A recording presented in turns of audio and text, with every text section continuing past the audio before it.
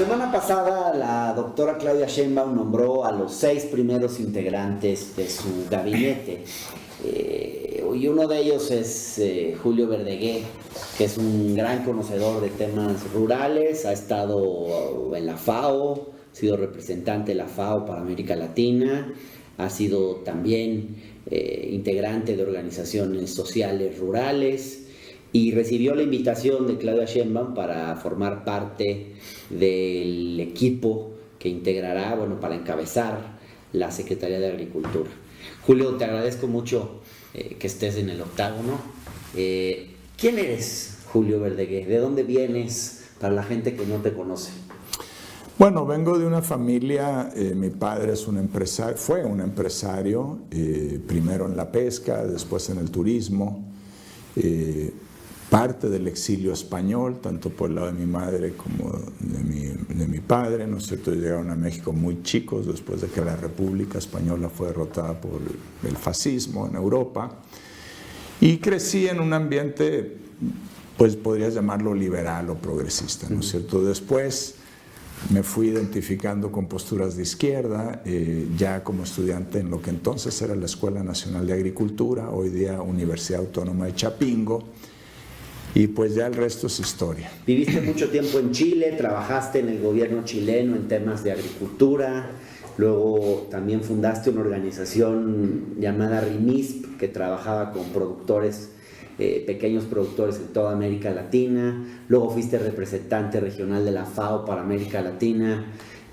Tienes una experiencia muy extensa, pero sobre todo te has enfocado en la participación en organizaciones sociales más que en instituciones públicas.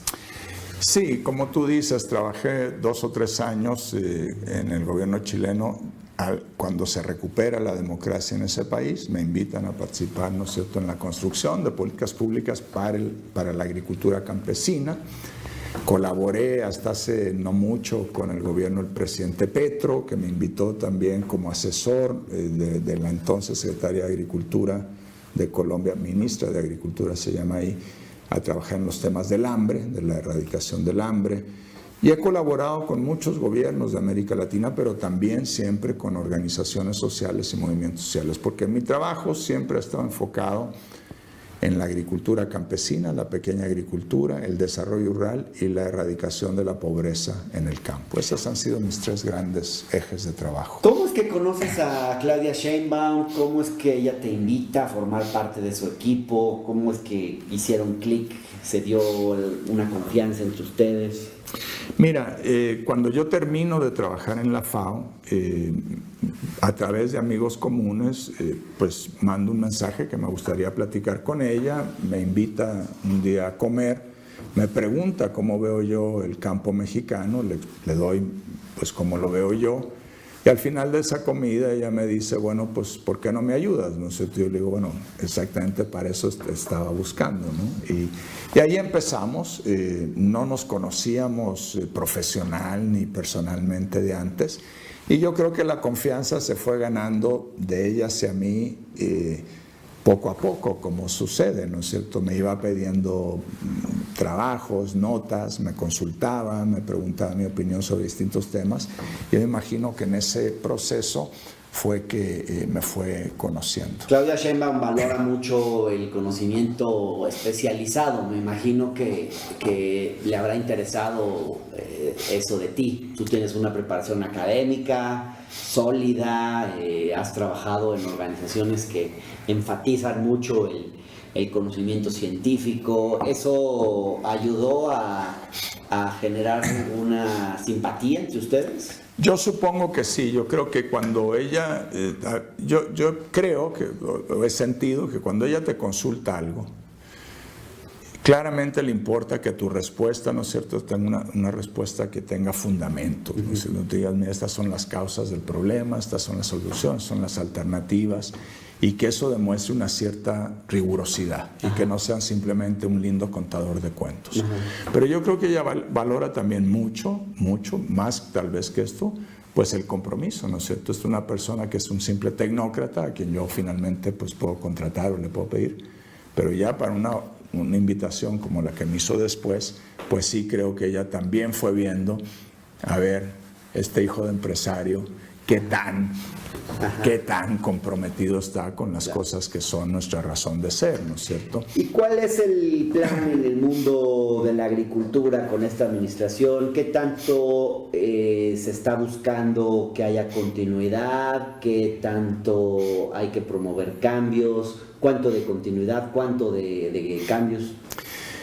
Mira, mucha continuidad en el primer gran objetivo, gran prioridad nuestra, que es el bienestar en el campo, ¿no es cierto? Todo lo que son transferencias, pues programas sociales. Pues es transferencia, sí, pero también es habilitar a las personas que viven en condición de pobreza o de casi pobreza en el campo para que puedan producir más, para que puedan tener mejores empleos, para que los jornaleros y las jornaleras, que siempre se nos olvidan y que son parte central de este núcleo duro de la pobreza, pues puedan ejercer sus derechos laborales, en fin, sus derechos constitucionales.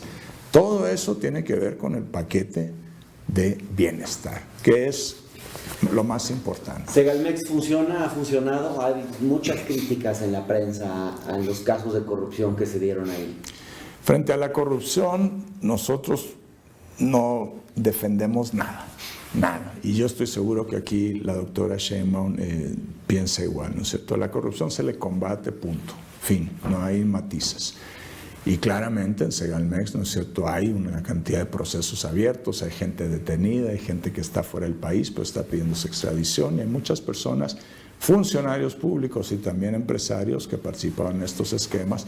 Entonces, esa es una mancha negra. ¿Pero funciona Segalmex en términos de lograr autosuficiencia alimentaria? Uno de los énfasis en tu carrera ha sido el concepto de soberanía alimentaria, y entiendo que esto es lo que de alguna forma orienta el programa de gobierno de Claudia Sheinbaum en los temas de la agricultura.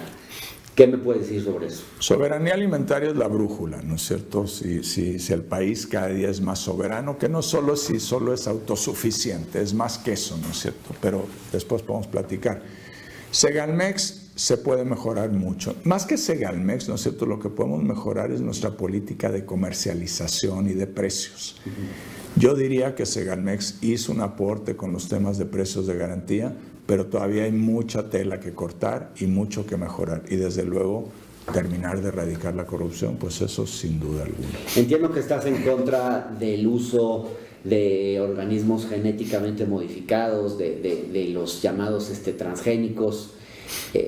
No sé si en todos los rubros, me gustaría que nos expliques tu posición. Escuché que en el tema del maíz para consumo humano hay un no rotundo, pero que quizás en otros rubros sí podría haber transgénicos. La política que ha definido la doctora y que yo respaldo, de verdad, no solo porque es la presidenta electa, sino porque realmente la comparto, ¿no es cierto?, es no a la producción de maíz transgénico en México, sea maíz para consumo humano, sea maíz para consumo de los animales, ¿no es cierto?, para uso industrial. Producido en México no es transgénico. ¿Hoy hay producción en México de maíz transgénico? No, hace muchos años. Antecede incluso al gobierno del presidente López Obrador. No se produce maíz transgénico en México. ¿Y esa seguirá siendo la posición? Sin cambiarle ni una coma. En eso estamos muy firmes. 2. No queremos importar maíz para consumo humano que sea transgénico. ¿Ok? Ni importado ni producido. Para consumo humano, desde luego no. Hay una importación de maíz amarillo, no para consumo humano, para forraje animal, sobre todo para alimentación de los animales, también para usos industriales, y ese maíz amarillo sí es transgénico. Con esa importación nosotros no tenemos problema. El propio decreto que establece el presidente López Obrador exenta, dice, es para el consumo humano donde nos preocupa el asunto y la producción nacional. El tema del agua entiendo que es una de las prioridades tanto de Claudia Sheinbaum como tuyas como próximo secretario. ¿Qué van a hacer para remediar la crisis de agua que hay en el país? 3 grandes piezas que hay que moverlas pues en conjunto, juegan juntas, es como un equipo de fútbol, no te sirve solo tener uno jugador. Primero, tenemos que recuperar el gobierno del agua. Tenemos un marco legal, normativo, ¿no es cierto?, que básicamente dice, mira, el agua es una mercancía, se compra, se vende, hay un abuso de la ley, incluso de esa ley la violan. Entonces, primero, recuperar el gobierno del agua. Segundo, tenemos que tecnificar el uso del agua en la agricultura. Desperdiciamos, o sea, usamos muchísima agua, 75% del agua del país, y más o menos la mitad de esa agua se desperdicia, ni siquiera produce alimentos, se desperdicia. Eso hay que reducirlo fuerte para liberar agua para otros usos, consumo humano, el desarrollo industrial, etc. Y en tercer lugar, la mayor parte del territorio nacional no tiene riego, es agricultura de temporal, y ahí es un problema de restaurar nuestras cuencas. El agua es parte de un sistema natural. Llueve, y si tienes cuencas en su estado bueno, ¿no es cierto?, pues esa agua percola poco a poco, se queda, alimenta los ciclos naturales. Como hemos golpeado mucho nuestras cuencas, pues hoy día el agua cae, corre, se lleva a ríos, se lleva a casas, se lleva lo que encuentra, y eso tenemos que reponerlo. Es una tarea muy larga, ¿eh? Muy larga, no es solo de este sexenio, nosotros comenzamos, pero eso va para largo. Julio Verdaguer, Claudia Sheinbaum ha hablado de erradicar prácticamente, ha sido el anuncio que ha hecho, la promesa de campaña, la pobreza extrema, que se concentra especialmente en el ámbito rural. ¿Hay una estrategia para lograr un objetivo así de ambicioso? Sí, el planteamiento que ella hace es reducirlo a menos de 2% la pobreza extrema en México. Sí, ya eso campo y ciudad. Pero claro, muchas de esas personas están en el campo, como tú dices, ¿no es cierto? Muchas, 4 de cada 10. ¿Cuál es la estrategia? Bueno, combina varios elementos. Primero, crecimiento económico, pero crecimiento económico en todo el país, crecimiento económico abajo, en el sur, el sureste, como ha sucedido en estos años. Eso genera empleo, genera ingresos, y sin eso no lo podemos hacer. Crecimiento económico es muy importante para los pobres, muy importante, pero tiene que ser este crecimiento desde abajo. Segundo, las políticas sociales generales, ¿no es cierto? Las pensiones de los adultos mayores, el nuevo programa que ya anunció la doctora para las niñas, niños y adolescentes en escuelas públicas, que va a arrancar con mucha fuerza con estudiantes de secundaria, en fin, todo lo que es la política social. Y tercero, en lo que ya ahí sí compete directamente a la Secretaría, junto con otras, 2 grandes prioridades: apoyar a la agricultura campesina, y 2, las personas jornaleras, que se nos olvida que existen y que son vitales, y son 2.5 millones de personas que viven en condiciones muy difíciles, muy malas, y ahí se trata de cómo actuamos para que puedan realmente ejercer sus derechos laborales y constitucionales. Y ahí le cabe una responsabilidad también a la iniciativa privada, a los grandes empresarios que contratan a estas personas. Claro. Tienen que producir, es decir, ser moderno no es solo producir mucho para exportar. Ser moderno también es que tus trabajadores, tus trabajadoras vivan en condiciones de dignidad. Claro. Y eso lo tenemos que lograr, y tenemos que lograr que ellos digan, ok, le vamos a poner el hombro a esa tarea.